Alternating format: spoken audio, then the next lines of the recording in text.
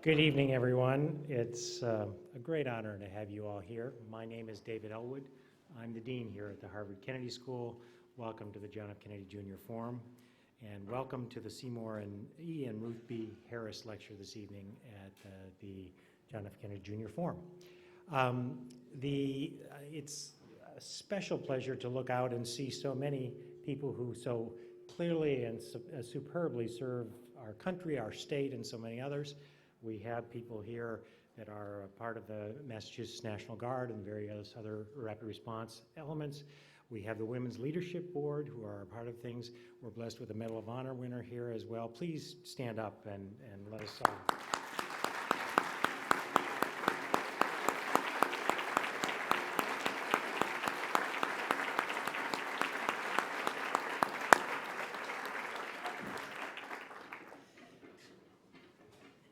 So I think you're in for quite an evening. We have with us tonight General Janet Wolfenbarger, the most senior woman in the Air Force, 4-star general. Now let me say a little bit about the Harris Lecture. It was established in 1975 to reflect the interests of the Harris family in bringing attention to issues of public policy. Past lectures have included people such as Jim Heckman, Torsten Pearson, Tom Schelling, and Ken Rogoff. Given the extraordinary problems we face, I don't know anyone right now that isn't kind of depressed about the world. Some people are happy about the election, but they're still depressed about the world. Some people, whatever. And so many of the challenges we face involve things like security, but they're also technology, they're also about budgets, they're also about so many different things that it feels like we ought to do something about. And yet so often we're unwilling or unable to act. Our speaker tonight has been in the business of acting her whole life and making a difference. The values of the Air Force, integrity, service, and excellence, very much reflect the values that we hold dear here at the Kennedy School. General Wolfenbarger also represents the breadth of talent and skills that are really needed for effective leadership in public service. She's an engineer and a scientist, with a great deal of experience in military acquisitions, in leadership and management all throughout. She was part of the very first Air Force Academy class to include women. Now, in 2012, she became the first female 4-star general in the Air Force. It's a particular pleasure, of course, to have you here, General, because so many of the students here at the Kennedy School are themselves either active duty or former military service personnel. Moreover, we're very fortunate to have 2 former Air Force generals deeply involved and on our faculty, one of which is Dana Bourne over here, as well as Tad Alstrom, who I don't think is able to join us tonight. So these students bring extraordinary passion, a commitment to mission, a recognition that public service is all of our duty, but also a willingness to put literally their lives at risk at times to advance a national purpose. Upon graduation, General Wolfenbarger began her career in an acquisition as an engineer at Elgin Air Force Base in Florida. She's had a variety of assignments at Headquarters, Electronic Security Command, Air Force Systems Command. She's had positions at Wright-Patterson Air Force Base, also at the Pentagon. She even spent time here in Boston as a student just down the street at a little-known institution called MIT, where she earned one of her 2 master's in science degrees, this one in aeronautics and astronautics. Now, of course, it just shows how bad my education is. I'm not quite sure what astronautics is. It sounds really cool, and to distinguish it from aeronautics would be difficult, so maybe in the Q&A we can clear that up. She currently serves as Commander of the Air Force Materiel Command, AFMC, and is based at AFMC headquarters at Wright-Patterson Air Force Base in Ohio. AFMC conducts research, development, testing, and evaluation, and provides acquisitions logistics support to keep the Air Force weapons ready for war. The Air Force includes over 80,000 Air Force personnel who are expert in matters ranging from the research laboratory to the flight line. General Wolfenbarger has received many, many awards and decorations, including the Distinguished Service Medal, Legion of Merit, and the Oak Leaf Cluster.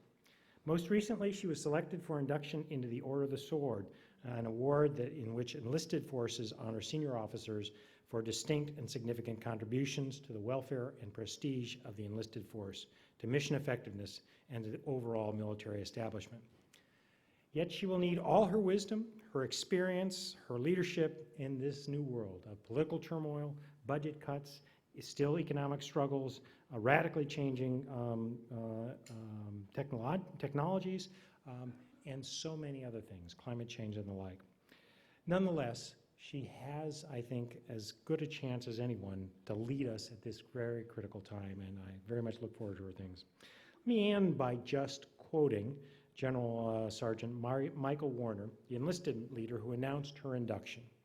He said, "You lead with passion. You care about every one of your airmen. You have made the quality of life, their training and development, and their resources you have improved their quality of life, their training and development, and their resources in a tough environment. We are excited to induct you into our Order of the Sword because you are a leader among leaders and an airman among airmen." Ladies and gentlemen, please welcome a leader among leaders, General Janet Wolfenbarger.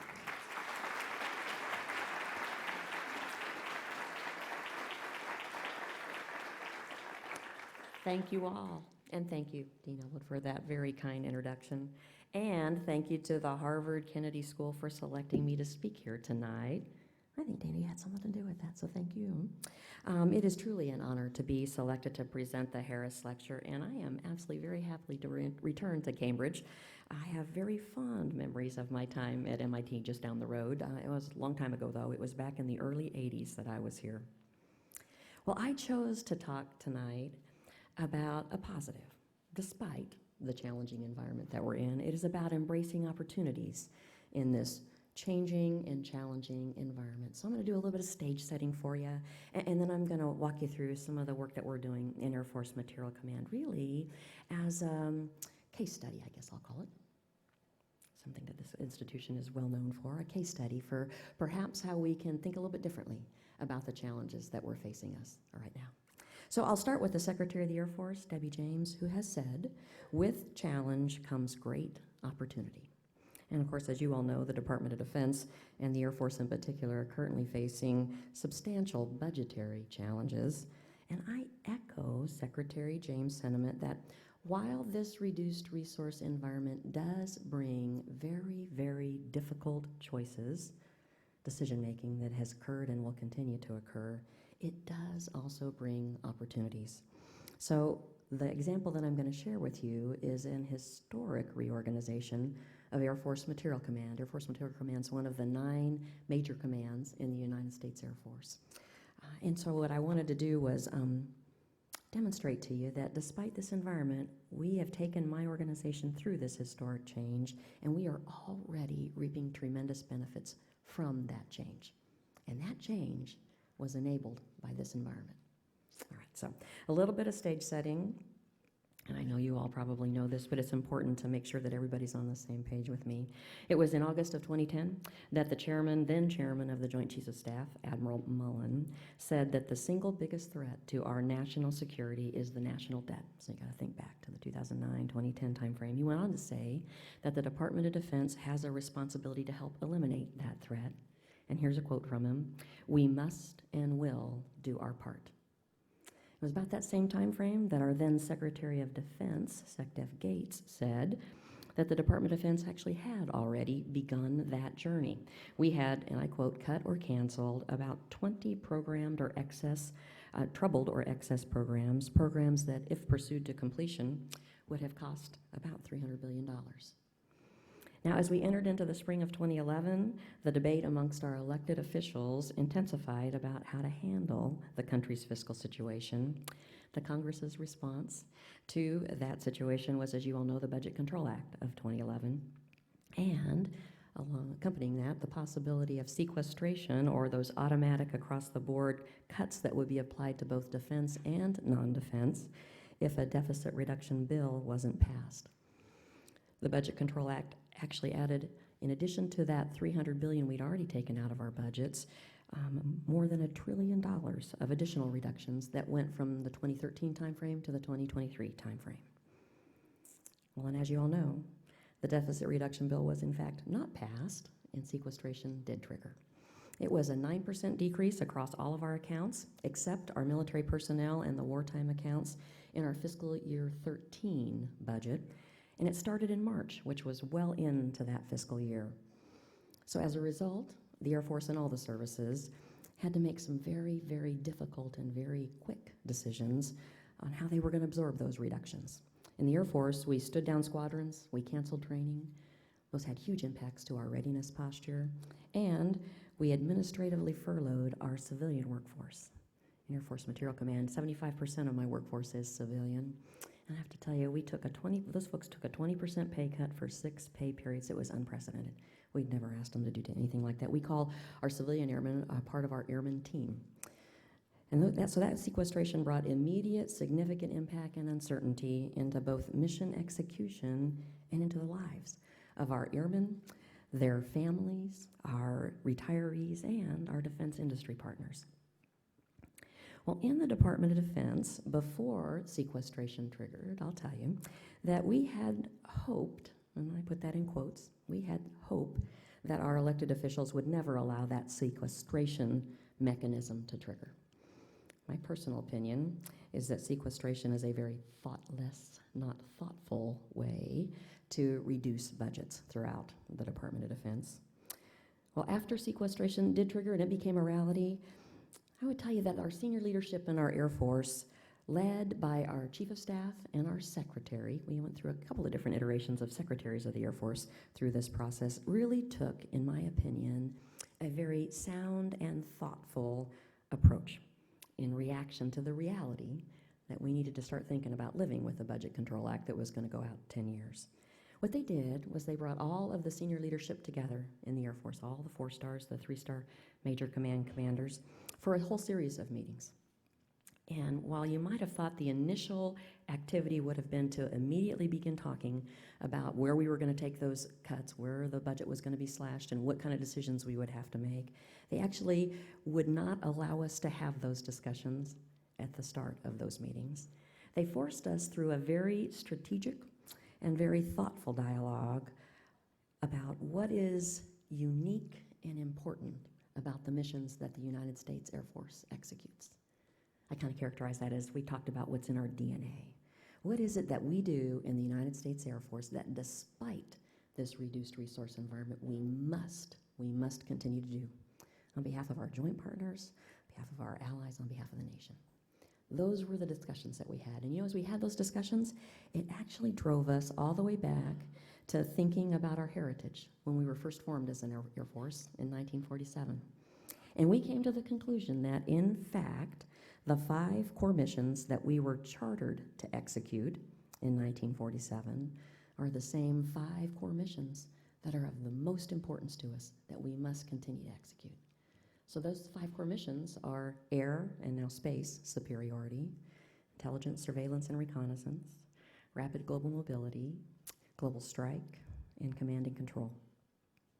What has changed clearly since the 1940s is how we go about accomplishing those missions. I like to think sometimes about the progress we've made within that technological realm that the Dean mentioned. I imagine some of how we go about executing those missions would seem like science fiction perhaps to those folks in the mid-40s who were chartering our United States Air Force.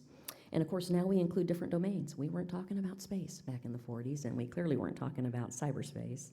So some of the ways and the domains in which we operate are different, but the reality was that the execution of those mission sets back then, all the way through to today, have resulted in the ability of the United States Air Force to provide global vigilance, global reach, and global power for America. Well, once in these decision-making forums we had come to the conclusion of what was most important to us, then we could start talking about all the other things that we do and decide whether or not they were still important to do. Could we eliminate? Could we minimize? What were the things that we must continue to do? And then we tackled the next big question. Well, then how are we going to go about executing that smaller set of things that we think are absolutely critical for us to continue to execute? And the realization was clearly we weren't going to be able to stay on the path that we had been on before the Budget Control Act, so we had to make some really hard now strategic trades across the missions that we needed to continue to execute. And we had to take a longer-term view. We had to look out 10 years. So we knew what the top line would be anticipated to be because the Budget Control Act laid that in. So we had to not just think about today, we had to think 10 years out. And the result of those deliberations was the determination that we have got to become a smaller Air Force. We also determined that we would not ever become a hollow Air Force, and so it was all about balancing our capability with our capacity, with our readiness. Well, in order to continue to execute those missions that were important to us, not only today, but well into the future, we knew that we had to have the weapon systems in our inventory that could defeat what we characterize as the high-end, full-spectrum threat. The threat's continuing to evolve, and we're keeping track of it. When we decided that, we knew we needed to continue recapitalizing in some areas, and so we have 3 programs that you may have heard messaged from the senior leadership in the Air Force that we have got to continue to keep on track. The F-35, the KC-46, and the Long Range Strike Bomber. While the decision to keep those programs, large dollar value programs, on track meant that we needed to take risk elsewhere. And we ended up saying that the risk that we would take would be in the elimination of some fleets that are on the inventory today, the downsizing of other fleets, and the elimination or substantial modification adjustment to ongoing improvement programs to our legacy fleets. Tough decisions. But all of that done so that we could ensure that we had that balance between modernization and readiness. As we got to that smaller Air Force today, we wanted to make sure that we were a small, ready, and modern Air Force for the future. And there were some corresponding reductions in our manpower to correspond, and this is across all levels, the officer, enlisted, and civilian, to correspond to those force structure changes and to address some overages that we had identified in some of our career fields.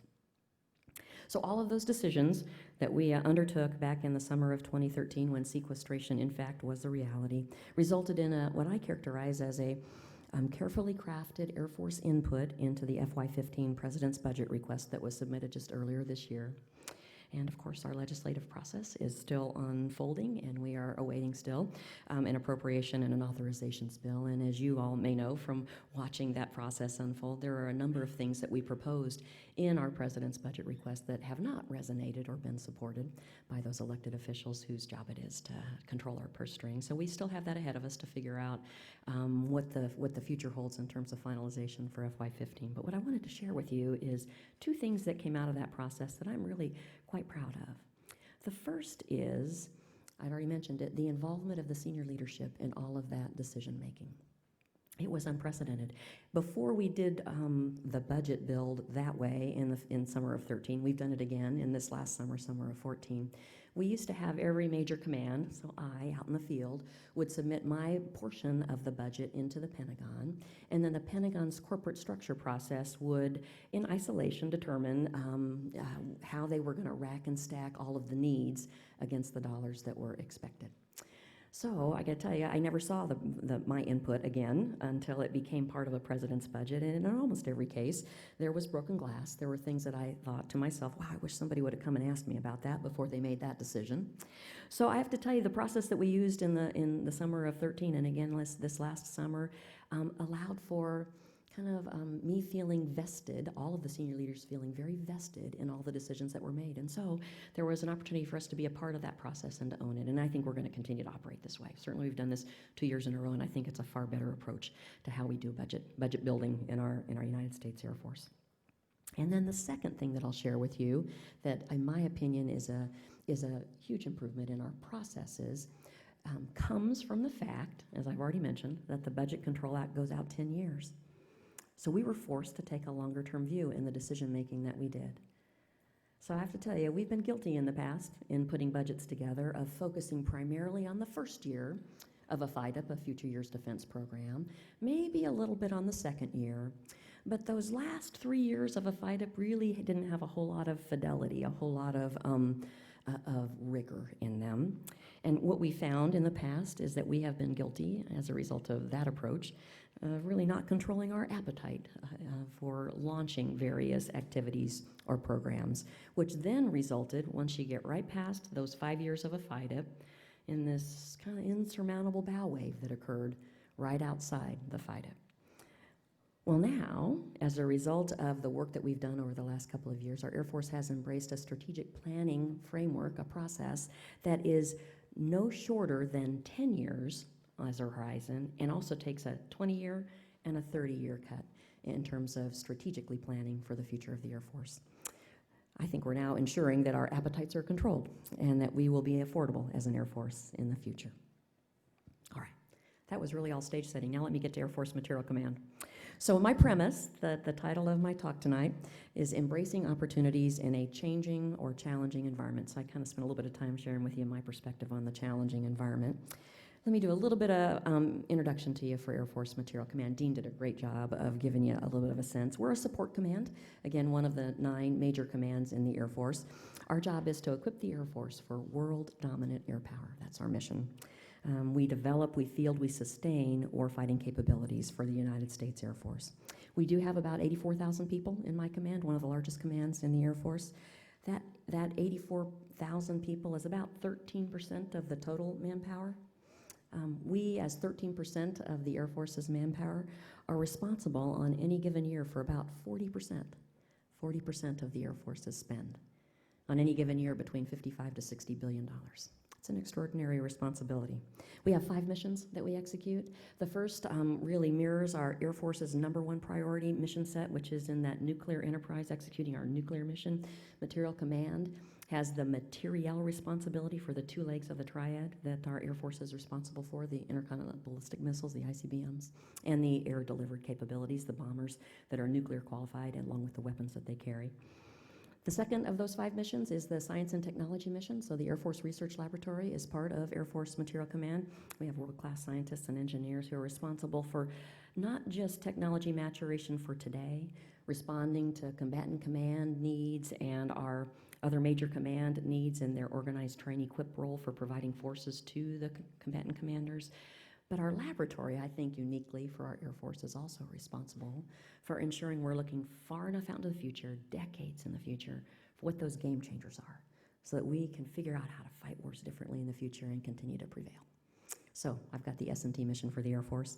The third mission is one of life cycle management. So we have a responsibility to provide, to acquire, and to support warfighting capabilities. We call it cradle to grave. From the point at which a requirement is first envisioned for a new system, all the way through the design, the development, the manufacture, the fielding, the support, ultimately to disposal. So cradle to grave responsibility for warfighting capabilities. The fourth mission that I execute is one of developmental test and evaluation. So I have world-class test pilots, just ask them, and test engineers. Their job, along with the assets that they own and the infrastructure that is part of my Air Force Test Center, this is how I characterize it, they ring out those capabilities, those warfighting capabilities, to ensure that they do what they are intended to do before we deliver them to our customers, to the warfighters. And then I have a 5th mission, a sustainment mission. I own the depots for the Air Force, so for all that organic depot maintenance, making sure that aircraft that have been in the fleet for a while continue to perform the way they need to perform. So that's one piece of my sustainment mission. And we've centralized in Air Force Material Command the supply chain function for the Air Force as well. So I'm responsible for pieces and part delivery 24/7, 365, wherever pieces and parts are needed in the United States Air Force. All right. Now let me talk to you about AFMC's response to this changing environment. Okay, a little history first. I'm making sure that you're excited to hear what it is that I have to say. All right, so we went through this reorganization from the point at which I took control in June of 2012. But let me just tell you kind of how the organization what the state was when I took over, and then we'll get to the end state that we're in now. So it actually starts back in 1992. We merged 2 major commands in the Air Force Systems Command, the front end of that life cycle, and Air Force Logistics Command, the back end of that life cycle, into one major command, Air Force Material Command. So 20 years before I took over, this major command had been formed. The intent was to embrace that life cycle management, integrated weapon system management philosophy. And what we did back then, 20 years ago, was to merge at the headquarters level, but we really didn't attempt to take action at the subordinate unit level. So back then, back in 1992, there were 18 different centers.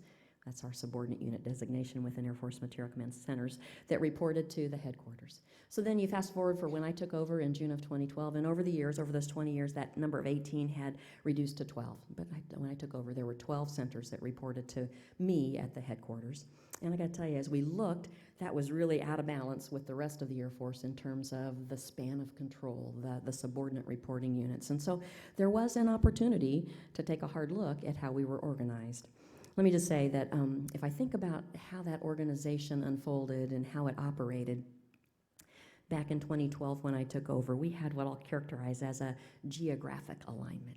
So we had those 12 centers. They were geographically placed, and whatever executed at that geographic location, so there were 5 missions that I mentioned to you that we're responsible for, any of those missions that happened to execute at that geographic location, the commander of that center was responsible for.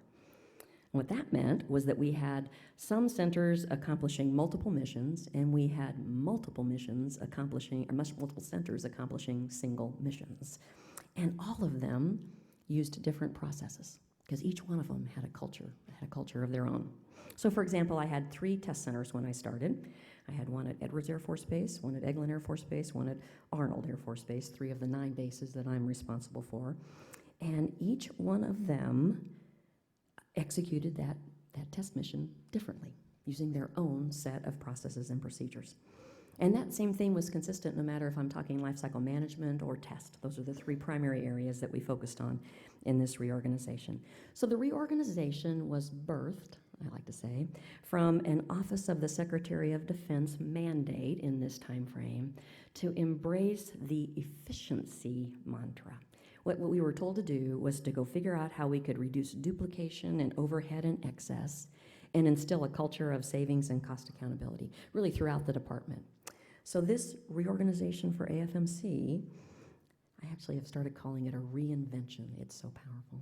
This reinvention of Air Force Material Command really was structured to align to those 5 missions that I shared with you we're responsible for. So we went from 12 centers to 5. We actually stood down 7 centers, stood up. We had 2 that were already in existence, stood up 3 others that were intended to be responsible at that enterprise level for each one of those missions that we were held accountable for. And when we got the go-ahead, we executed. So when it comes to the question and answer, if you'd like to ask me about getting that go-ahead, I'd be happy to answer how difficult that was. I got to tell you, it turns out we have a lot of stakeholders in Air Force Material Command, external to Air Force Material Command, many of whom wanted a say in whether or not we were allowed to execute this reorganization. So this new organization, you have to think about this, it clearly has to be, logically you say it has to be more efficient. I have 5 centers and staffs associated with the centers versus 12 centers with the associated staff. So immediately, I was able to take more than 1,000 positions off the books. The center staffs. I didn't take down the number of bases. I just reorganized and aligned all the work effort from 12 to 5. So 1,000 authorizations, that was more than $100 million every year that we gave back. Huge, really, out of one initiative, a huge response to that OSD, that Office of Secretary of Defense mandate. And so it was much more efficient. But can I tell you what I'm really excited about? I'm really excited about how much more effective this organizational structure is for Air Force Material Command. So I now have 1 center with 1 mission, with 1 commander, responsible across multiple locations, multiple geographic locations, for a shared culture and standardized processes for the first time ever in our major command. We now have standard processes for how we execute these missions. I think we've elevated mission performance across all 5 of those mission sets in what, actually one of my center commanders coined a term, a geo-agnostic way. Isn't that kind of cool? Geo-agnostic versus geocentric. We are geo-agnostic now in terms of how we operate. What we're doing now is we're taking the best practices and the lessons learned that we're already executing in pockets and applying it now more universally at that enterprise level. And we also now have a single face to our primary customer, to the warfighter, who is the person to go to when you have questions or comments or concerns about each one of our weapon systems. It is really a much more simplified, reduced overhead structure, but it is so powerful in terms of the effectiveness. And so what I really wanted to do was give you a little thumbnail of what we've been able to demonstrate in that effectiveness lane. And I really want to talk about it in 2 ways, mission effectiveness and cost effectiveness. All right, so from a mission effective perspective, in that first full year, so we started in, right after I took over, we actually had fiscal year 13, tough year, right? We've already set that stage. Fiscal year 13 was a really roller coaster relative to sequestration and when it was going to trigger. So fiscal year 13 was our first full year of operations, and then we've had now just recently snapped the chalk line on fiscal year 14, our second year of operations. So in that first full year, I told you that process standardization was one of the centerpieces of what we've done. We standardized 66 processes. Never had been done before in the command. 66, had to prioritize what we thought was most important, rescinded 41 different instructions that we no longer needed. Then another year later, we had another 39 processes in addition to the original 66 that we had standardized, and then we'd rescinded another couple of instructions. We were up to 44.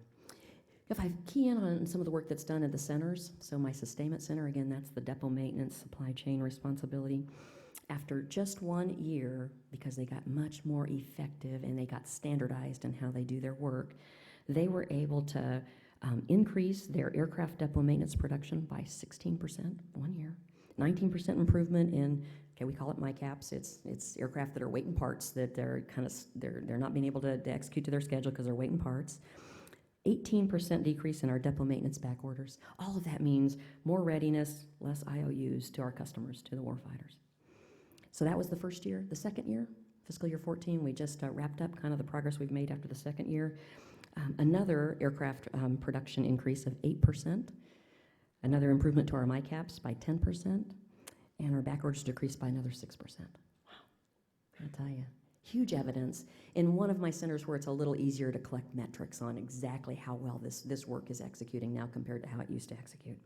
The Air Force Lifecycle Management Center, that cradle-to-grave responsibility for warfighting capabilities, they put in place with something that we call the WISR, the Weapon System Executive Review, because for the first time we have now single entities accountable for that cradle-to-grave lifecycle view.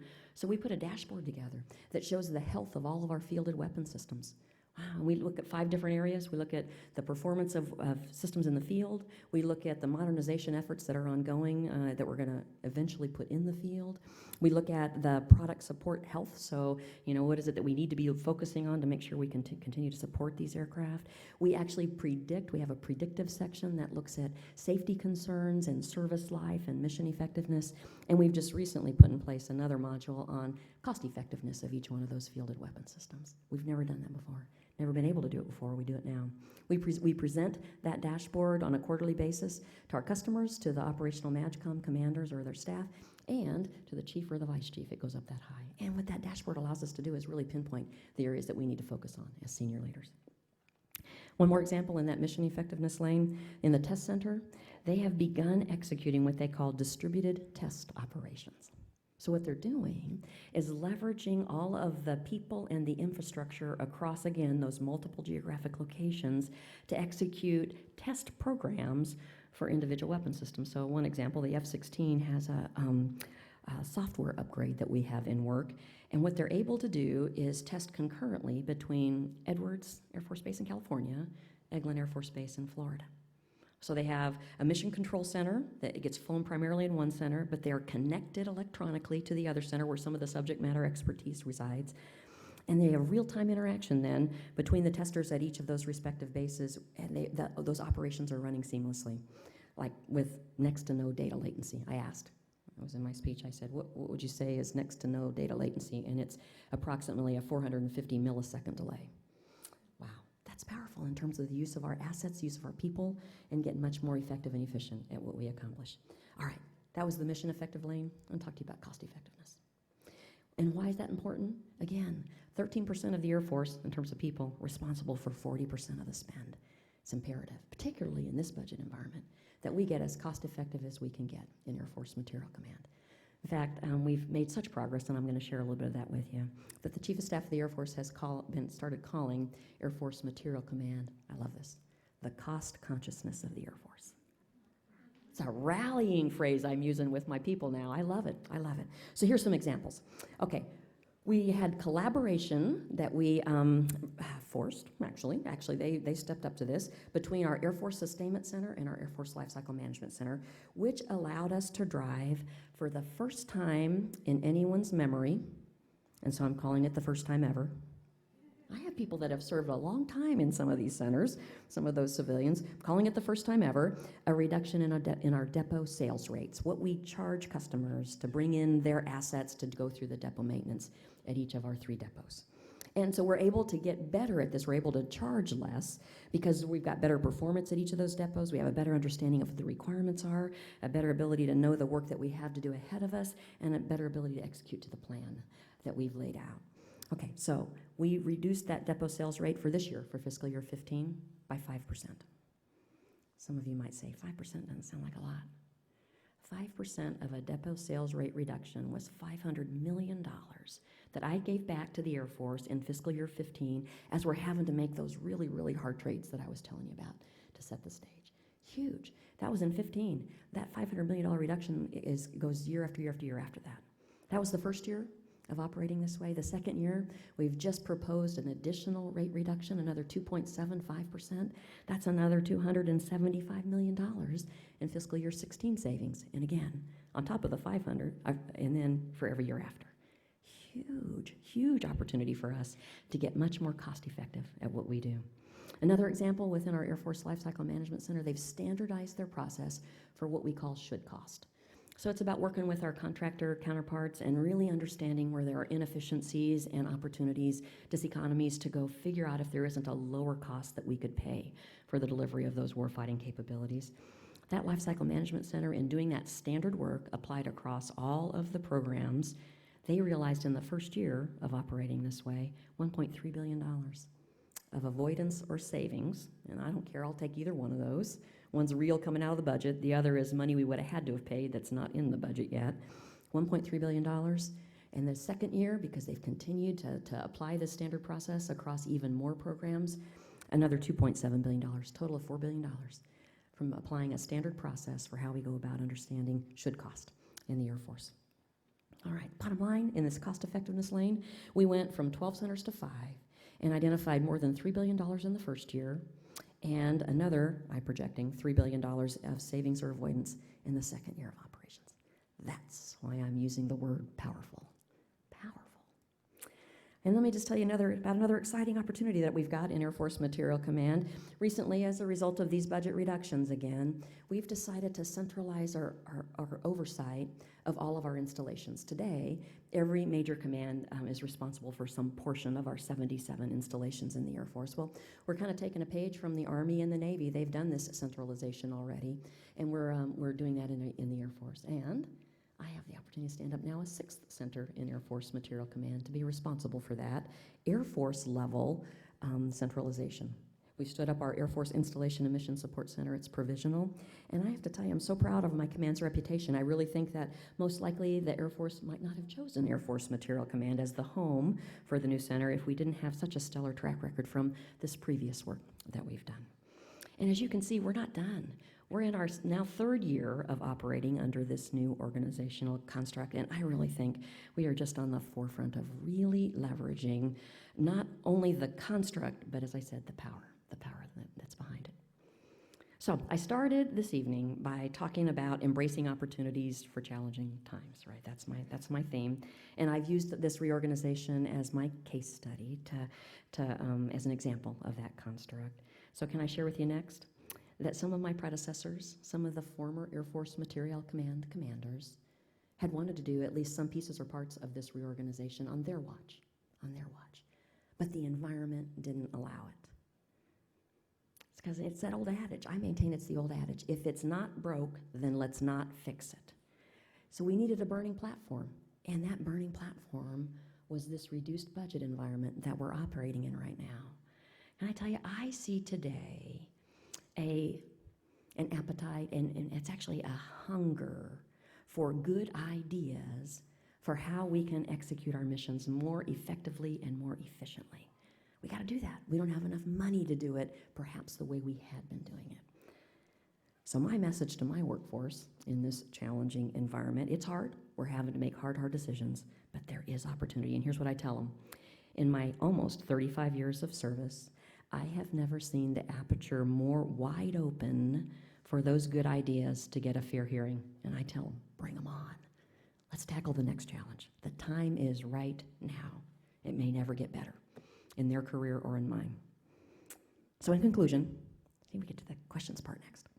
I have to say, and Dean and I were talking about this, I do believe that today, now, is a great time to lead and to execute, for me, this critical material mission for the United States Air Force and ultimately for our nation. And I truly think I have the privilege of serving in an institution, the United States Air Force, that embraces opportunities in this changing and challenging environment.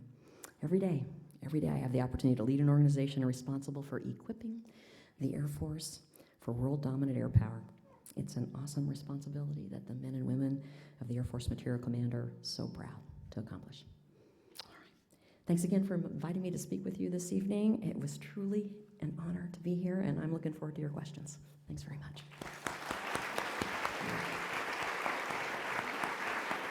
Bye-bye.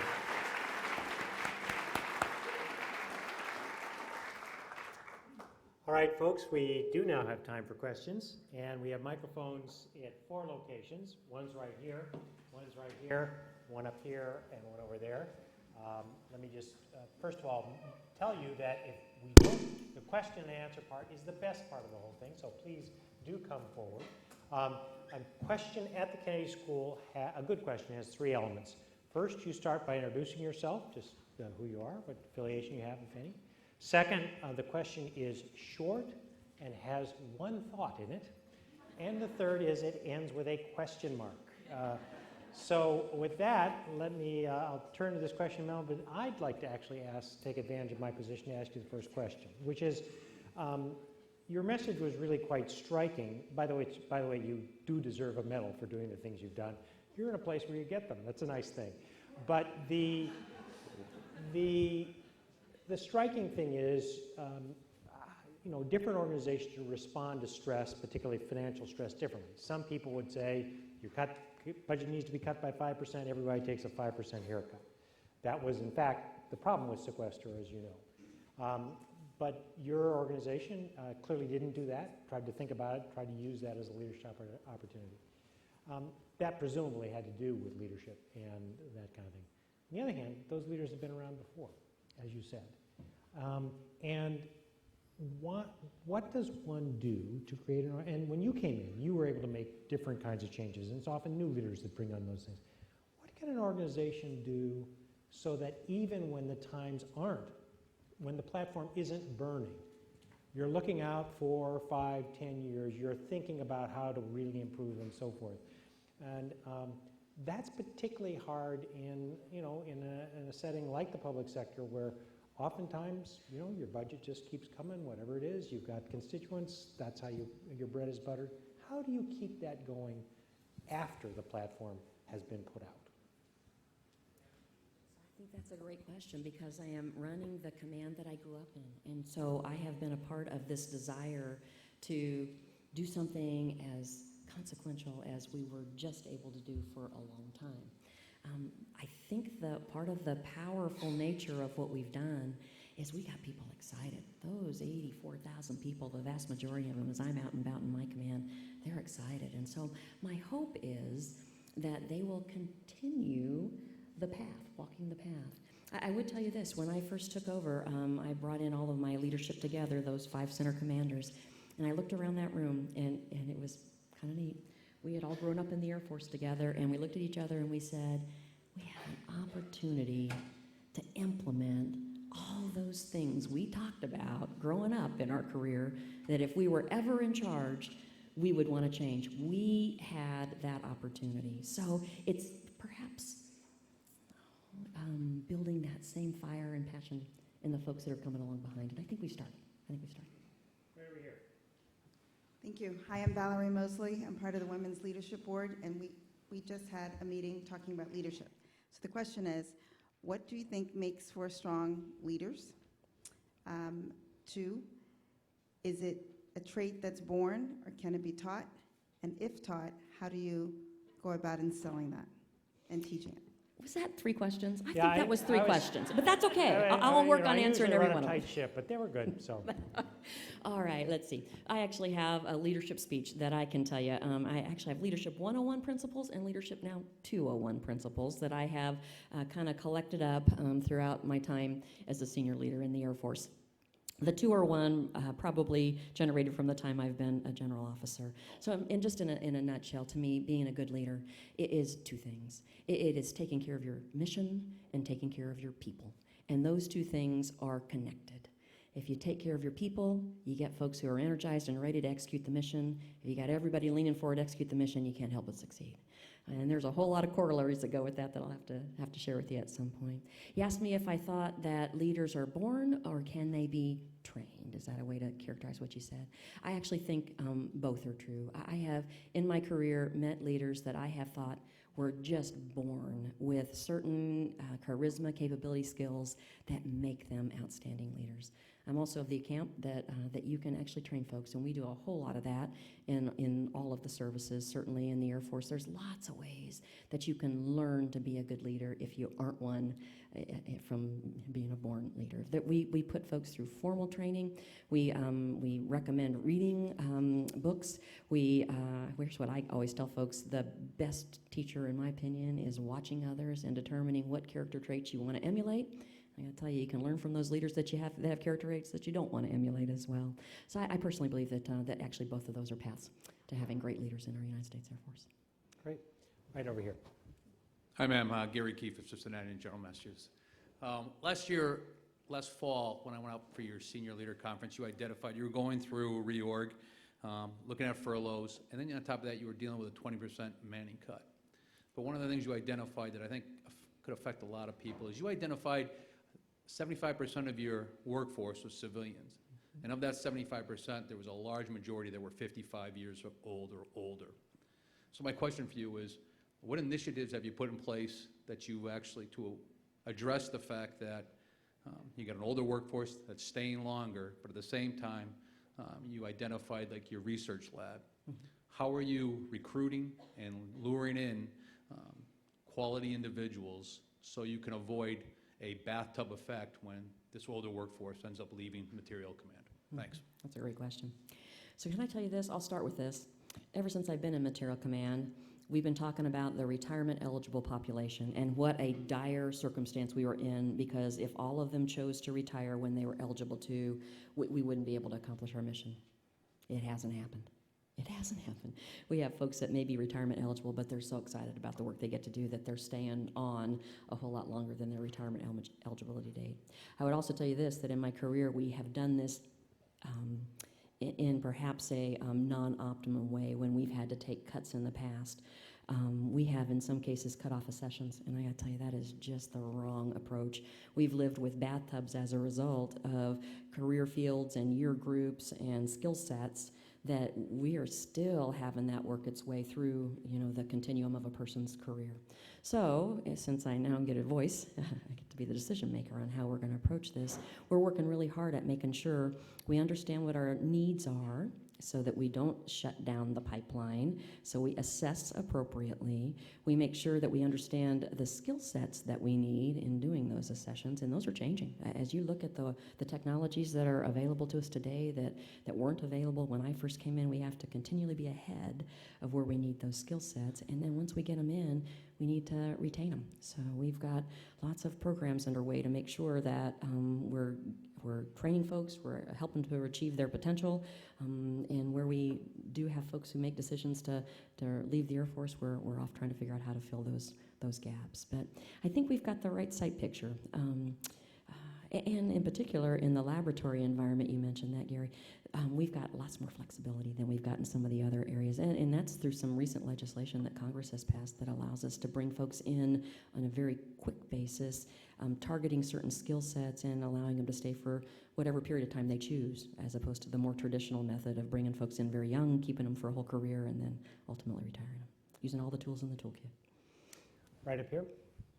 Hi, my name is Isha Karin. I'm a sophomore at the college and a member of the Women's Initiative in Leadership at the IOP.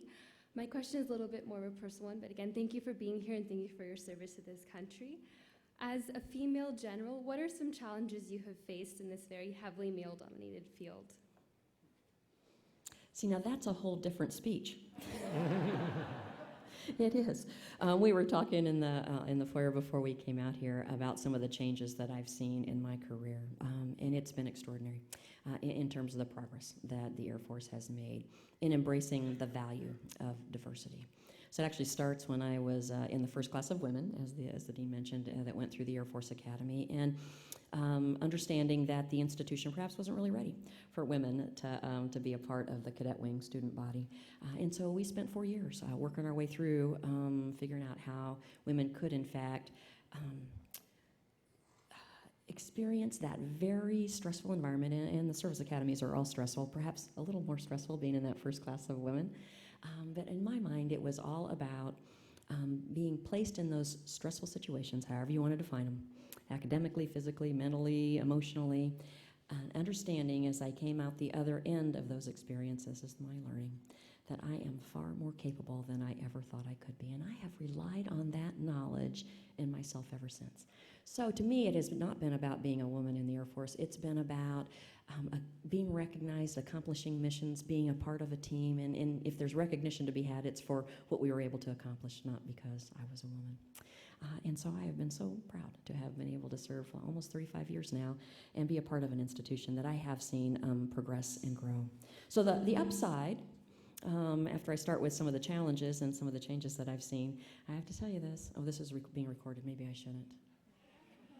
I have to tell you, sometimes I'm the only woman or one of very few in many, many meetings that I attend, and there has never been a line at the ladies' room in my entire career. Unlike the men who are attending those meetings. Good line, right there. My name is Jacob. I'm a sophomore here at the college, and throughout your speech, you focused on the long-term goals of the Air Force Material Command. I'm just interested in your environmental focus and how you're preparing for climate change here in the 21st century. Got a huge focus on that. So does the whole of the Department of Defense, to be honest. Tomorrow we're going to get a chance to share with some of the faculty some of the metrics that we've put in place to judge how well we're doing in terms of this new opportunity to execute these missions. And we have many metrics that are associated with how well we're doing in terms of energy reduction, conservation, getting green, all of those things that we need to be held accountable for. And we're making good progress. We're making good progress. Right over here. Hi, General. I'm Joan Creste, also with the Women's Leadership Board. You referenced the private sector defense contractors or your partners. I'm curious about what percentage of your budget goes to those contractors, whether you have the same level of control over that money, and whether you're concerned about the risk of the reinstatement of the earmarks under the Republican Congress and whether that would impact on our safety. I am not concerned in reference to your last question, and perhaps there's some political dialogue that we could have on that offline. Let me tell you that the bulk of what we do is broken up. The largest chunk is in money that goes to our industry partners. We do have some portion that we execute organically, particularly in those depots in that function that we're responsible for.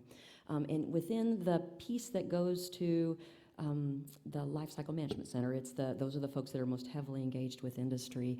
I'd say the vast majority of their budget is contracted. It's very little that is used for mission execution. Most of that is contracted effort because we really don't have the skills internal to the Air Force to create those warfighting capabilities. What we do is we oversee the creation of those warfighting capabilities in collaboration with our industry partners. And can I say that even in this reduced resource environment, it is absolutely essential for the future of this country that we maintain a healthy defense industrial base. And so we're working really hard to figure out how we can partner with those industry folks to ensure that all of us collectively work our way through however long that Budget Control Act legislation remains in place. So let me offer a final question, which is you have in the audience many young people who aspire to leadership in the military or any other sector. Do you have any words of wisdom, rules of the road, and how do you do it? I'd be happy to give you my perspective. Sometimes I'm asked, to what would I attribute my success? What is it that I would say worked for me? And it's pretty darn simple. I thought about this a lot as I started getting asked that question. It's really two things. And for the folks at the junior part of your careers, there's a piece of this that I'll share with as well. The first, I have done the very, very best I could at every job my Air Force gave me. They never questioned what I needed to do next. Whatever my Air Force said they needed me to do, I did the very, very best I could do. And second, I brought with me a positive attitude to work every day. Because here's how I think about it. A lot of times in life, whether that's personal or professional, you don't have control over what some of those things are that occur. What you always have control over is your response, your attitude. You can choose to be positive or negative. And I have discovered that by choosing in every case to be positive, others around you are positive too. And if you got everybody positive leaning forward to accomplish a mission, again, you can't help but succeed. And so the corollary for the young folks In the Air Force, and I imagine in all the other services as well, when you're starting your career, there's lots of opportunities to do what we call additional duties. It's kind of gotten a bad rap, additional duties. It's not your primary mission, it's other things that need to get done in the units that really it's the foundational kinds of things that keep units operating. It's running the snack fund and doing special projects. Well, I always tell young folks, don't shy away from those opportunities. I found, as I look back on my career, that it's those additional duties that allowed me to meet people that I wouldn't have met before, to start to build those networks that are so important. I got exposed to portions of the mission that I wouldn't have understood otherwise. And back to that leadership question, it's a great opportunity at a young age to practice your leadership skills in those small projects. Right? So I always tell young folks, embrace those opportunities where you've got the margin to take on extra. It really, I think, serves you well as you move further through your career. General Wolfenbarger, thank you so much.